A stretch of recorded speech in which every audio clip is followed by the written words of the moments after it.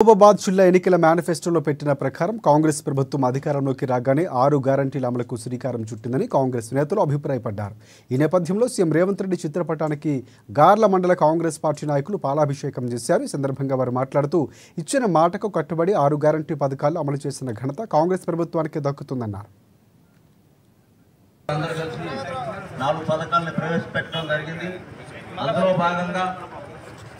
ఇంతవరకు దేశంలో చరిత్రలో ఎక్కడా లేనటువంటి ఏ రాష్ట్రంలో కూడా లేనటువంటి పాలసీ. గత ప్రభుత్వం 5,000 ఉండేది ఎకరానికి, ఇంకా 1,000 రూపాయలు పెంచారు. ఇప్పుడు మన ప్రభుత్వం 12,000. అయితే ఇప్పుడు పుల్లూరు రెవెన్యూతో పాటు ఈ రోజు నుంచి మళ్ళీ 3 గ్రామ పంచాయతీలని పడతా ఉంటాయి. 3 పంచాయతీల తర్వాత మండలం మొత్తం వచ్చే నెల 10వ తారీఖు కల్లా కంప్లీట్ రైతుల అకౌంట్లో డబ్బులు వస్తూ ఉంటాయి. కాబట్టి ఇది కాంగ్రెస్ రైతు ప్రభుత్వం.